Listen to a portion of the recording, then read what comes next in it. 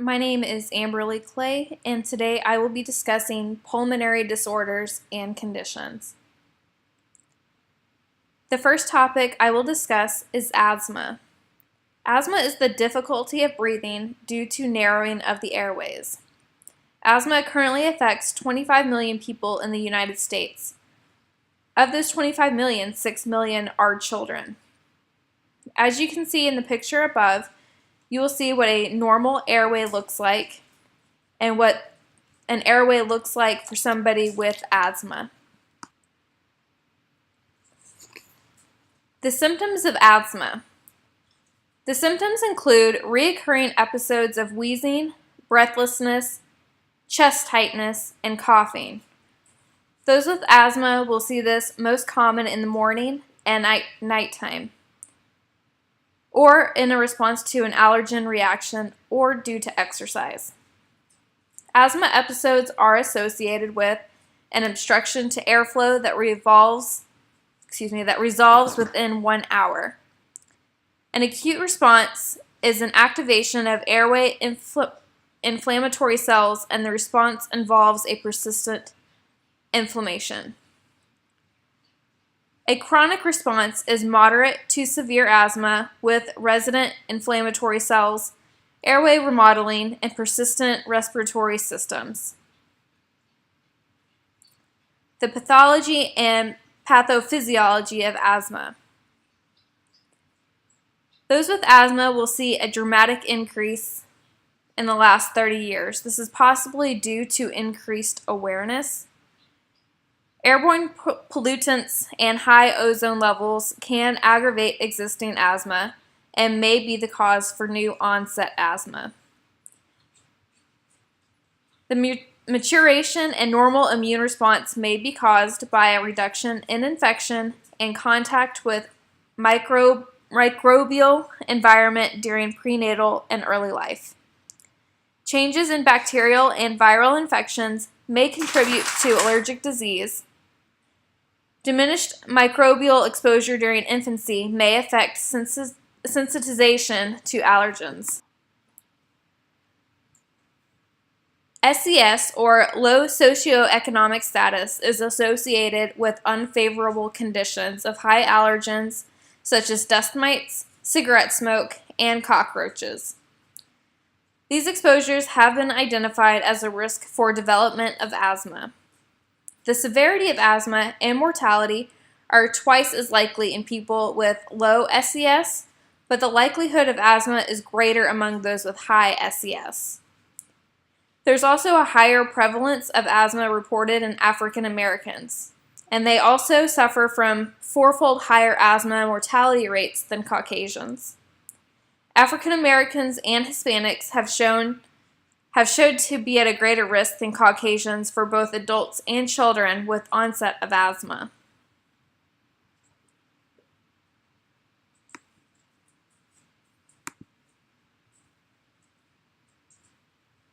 And here is a small clip of how asthma may affect sports. I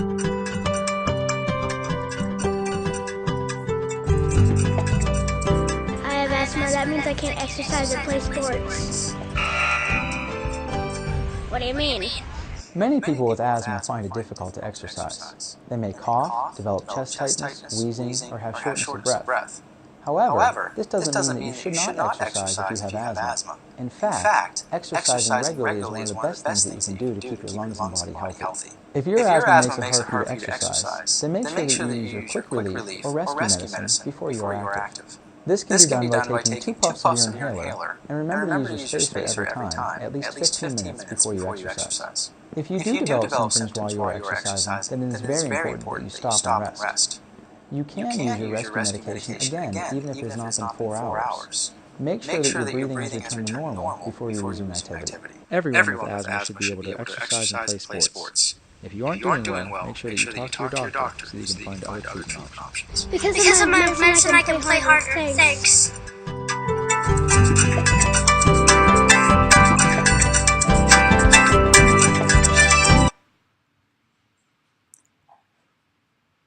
90% of all people with asthma have bronchoconstricting response to exercise. Exercise can trigger severe exacerbation, but exercise-related deaths are uncommon, with only 9 per year in the United States. 10% of the population have exercise-related exacerbations, but those in some sports such as ice skating athletes, skiers, and swimmers have a higher chance of developing EIB. EIB, or exercise-induced bronchoconstriction, is a transient narrowing of the airways during or after the cessation of exercise. It spontaneously occurs within an hour post-exercise. EIB is a 10% greater decrease in forced expiratory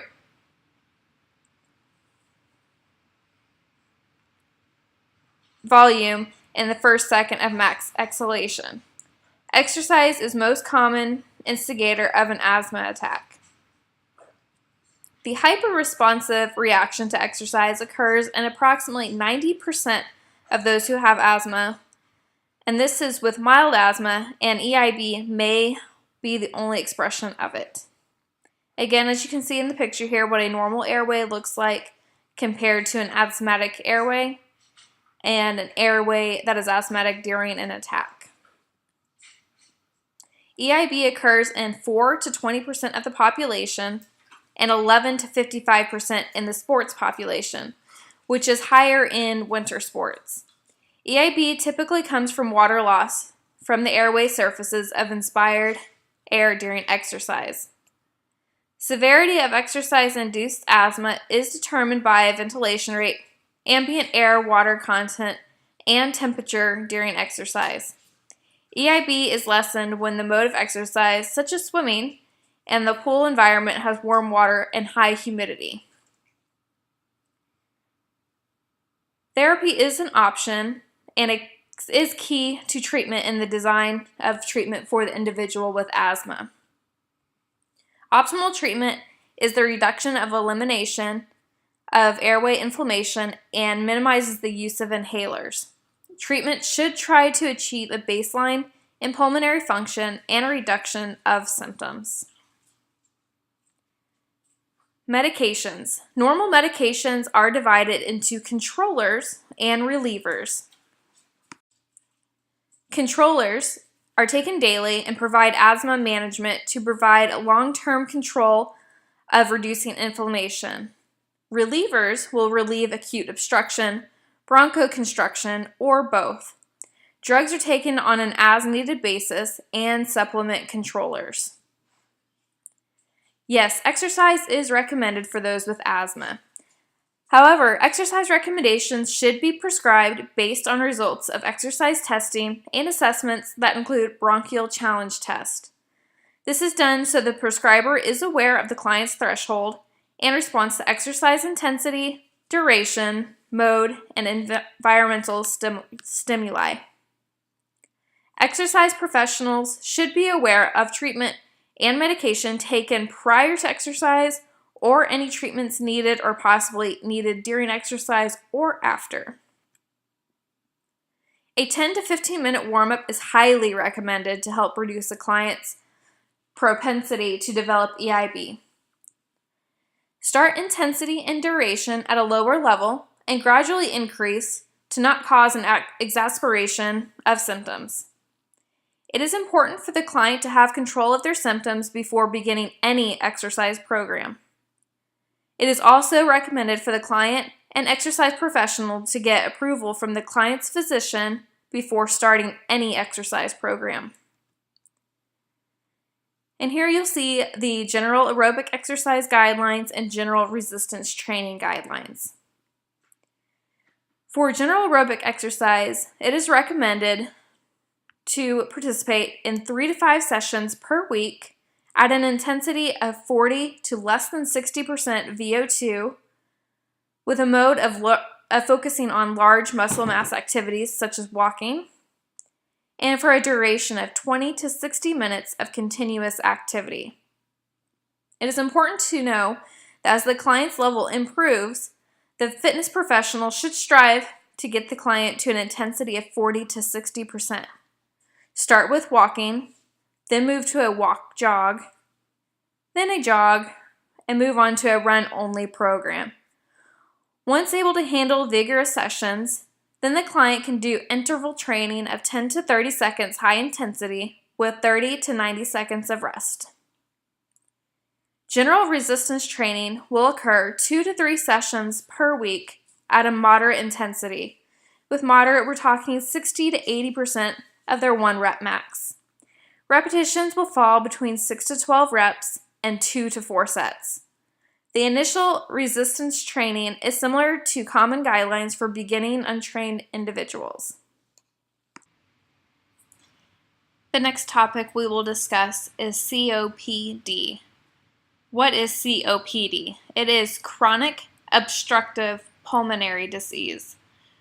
COPD affects 11 million people in the United States, and only heart disease and cancer kill more Americans than COPD.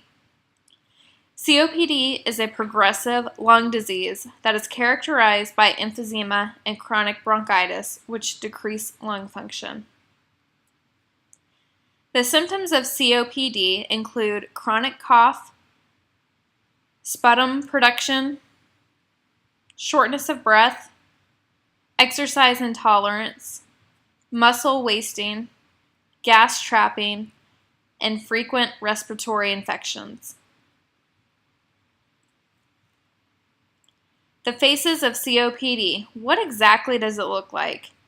There are physical characteristics of COPD, and those are decreased forced expiratory volume in first second, which is FEV1, and forced vital capacity, which is FVC ratio, that results in decreased exhalation force and a decline in lung capacity. COPD is also where the airway thickens and is related specifically to the progression of the disease. And here in this picture, you will see what a healthy individual and what healthy bronchioles look like compared to a person who suffers of COPD. In the bottom picture, you'll see where the thickening occurs in the airway, and it also destructs the walls. The pathophysiology of COPD includes more than 90% of COPD cases are caused by smoking. However, 25 to 45% of those have never smoked. 10% are from environmental toxins such as dust, cooking fumes, engine fumes, and wood smoke. The inflammation of the airway shows that the disease is progressing, and the intensity of the inflammation is related to the degree of airflow obstruction. This may be a result from oxidant-induced damage. The medications that somebody with COPD would use include inhaled SABAs, which is rescue medications, and is used as needed. However, in some cases, it may be used daily.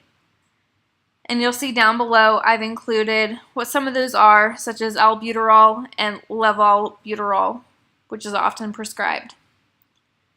ICS, or inhaled corticosteroids, are used in conjunction with LABAs for daily control. ICS is less effective when used on their own for COPD.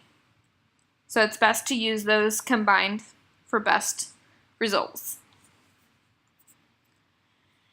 The exercise recommendations for somebody with COPD is to know that exercise is an essential component for pulmonary rehabilitation. A decrease in exercise and loss of muscle strength will disable a person with COPD. This will include increasing time off of work, social isolation, and it may contribute to mortality. So it's very important to keep active if you have COPD. Aerobic training has been found to decrease systemic inflammation with a decrease in serum reactive protein.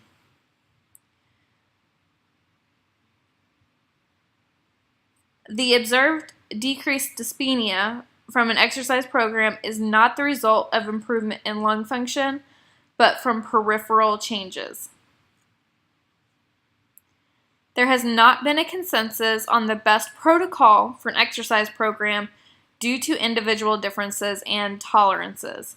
So it's going to be very important for somebody with COPD to see a doctor and work with a trainer one-on-one to find their best recommendations for an exercise program. Resistance training improves strength and mass, but has no measurable effects on exercise capacity, dyspnea, or quality of life. But it is recommended. General aerobic recommendations are 3 to 5 days a week, walking or cycling for 20 to 60 minutes. This will be with an intensity of 30 to 80%, and of course is dependent upon individual tolerance. General resistance trainings are 2 to 3 days a week, light to moderate load, with 8 to 12 reps and 1 to 4 sets. It's also important to remember that they need a 2 to 3 minute rest between those sets. And on this slide, you'll see what we just discussed, the general aerobics and general resistance training. It's also important to know that with general resistance, the exercises should include large muscle groups and multi-joints. Next up is CRPD, which is chronic restrictive pulmonary disease. CRPD is a condition that results from a restriction of lung expansion, loss of lung tissue, and a decrease of gas diffusion area. Those with CRPD may experience an increased effort of breathing due to decreased compliance of the lung and surrounding tissues. Restrictive diseases are typically classified as intrinsic or extrinsic. Now, intrinsic is going to be characterized by general fibrosis of done paronychia, and the extrinsic may involve the chest wall, pleura, and respiratory muscles, or neuromuscular disorders. CRPD is going to be irritated by dust, gases, fumes, fiberglass, and asbestos, which are all occupational and environmental irritants. Another thing that can cause CRPD is radiation, medications, poisons, and autoimmune responses. They've all been linked to CRPD as well. Therapy for CRPD includes structured exercise such as breathing exercises, anxiety management, nutritional counseling, and health education are all beneficial. If treatment options have been exhausted without disease progression, lung transplant is a final option. However, know that with the lung transplant, a 10-year survival rate after the transplant is at only 33%. Common medications for CRPD include corticosteroids, which are inhaled and oral for inflammation, growth factor inhibitors to slow fibrosis, and supplemental oxygen to enhance perfusion. Oral corticosteroids have a number of side effects. The side effects would include increasing risk of fracture, cataracts, adrenal suppression, weight gain, and long-term muscle weakness. The preferred method for medications is a combination of inhaled corticosteroids and LABAs. The exercise recommendations for those suffering with CRPD: it is important to know that exercise capacity can be diminished severely from pulmonary restriction, and the decreased FVC, and impaired gas exchange. Exercise does improve the efficiency of the cardiovascular system and tissue oxygen extraction, which leads to less incidences of dyspnea and higher quality of life. Conducting exercise testing will show exercise tolerance and should be the basis for the program. Those with CRPD should be medically supervised to determine their symptom threshold for exercise intensity and duration before any exercise program. Whole body exercise training is a main component and is often 8 weeks of training with at least 2 supervised sessions per week, with a minimum of 30-minute aerobic training in each session, but may require modifications based on individual needs and the way the CRPD is affecting them individually. Those with tissue disorders or joint pain may need to reduce any weight-bearing exercise. A 12-week physical training program has shown to improve or maintain exercise capacity. After the 12-week program, exercise capacity should be measured by a 6-minute walk test and should show improvement.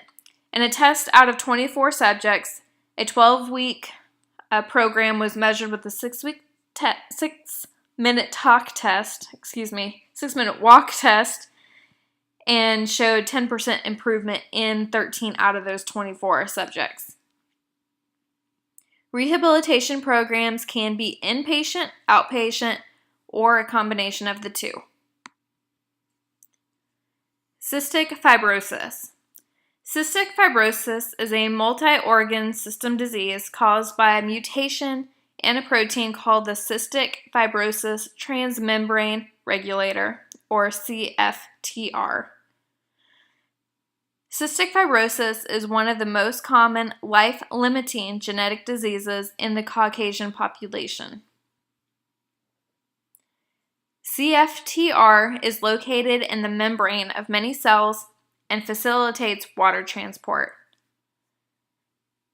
CFTR is also located in cells that line the airway, sinuses, pancreas, intestine, bile duct, sweat gland, and vas deferens. When it is defective, secretion outside of the cell are not hydrated with water.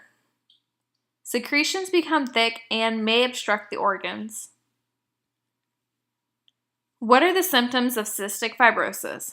Well, the symptoms include sinusitis, slow destruction of the pancreas, and intestinal obstruction. It may also include coughing, wheezing, hyperactive airways are also common symptoms, and they will become worse with disease progression. Pulmonary disease is the leading cause of mortality and morbidity in those with cystic fibrosis because airways become inflamed and injured during the bacterial, leading to bacterial infection. Therapy for cystic fibrosis is preventative and rescue. It is geared towards improving mobilization of secretions and to minimize inflammation and lung injury, as well as bacterial colonization. Chest physiotherapy, which is a controlled, active breathing and coughing exercise, is considered one of the most important therapy types. Inhaled hypertonic saline is used to demonstrate efficacy in improving clearance of secretions. Antibiotics are used preventatively and for exacerbations. Anti-inflammatory medications and antibiotics are used to prevent and treat inflammation and bacterial infection. Nutritional support is extremely important for those with cystic fibrosis. This is because of malabsorption of fats, vitamins, and minerals. Better lung function has also been related to a better nutritional status in those with cystic fibrosis. Oral pancreatic enzymes are administered along with fat-soluble vitamins A, D, E, and K that aid in lipid digestion and absorption in pancreatic insufficient individuals with cystic fibrosis. The exercise recommendations for those with cystic fibrosis is understanding that they are already less active than healthy people and they have to participate in fewer hours of vigorous physical activity. However, remember, exercise does have a positive effect on their exercise capacity, strength, lung function, and health-related quality of life. Cystic fibrosis does limit a person's ability to exercise due to lower lung capacity and dyspnea. Dehydration is also much more likely with those with cystic fibrosis due to hyponatremia and a decreased thirst drive.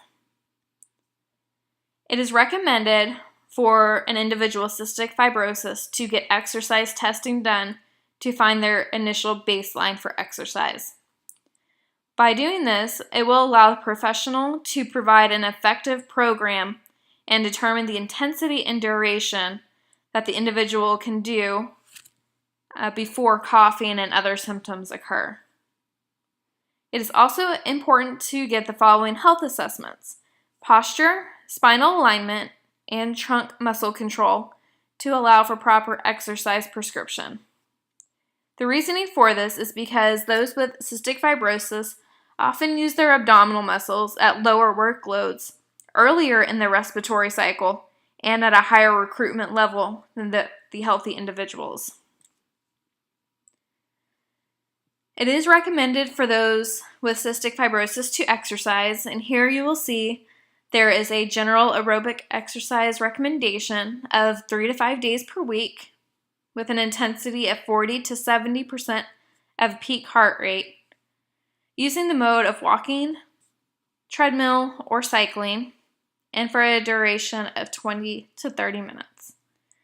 It is important to know that if the individual reaches an RPE of 7, which is a 7 out of 10, the exercise needs to stop. A cool down with light exercise for 10 minutes is highly recommended. For resistance training, there's currently not enough data to provide guidelines for optimal prescription. However, a very general guideline is to focus on training postural muscles, making the loads progressive, and mobilizing tight joints, and retraining the muscles that support them. It is very important to be sure that your client hydrates well before, during, and after exercise. And if at all possible, have the individual exercise during the cooler hours of the earlier daytime or later in the evening, or in an air-conditioned facility.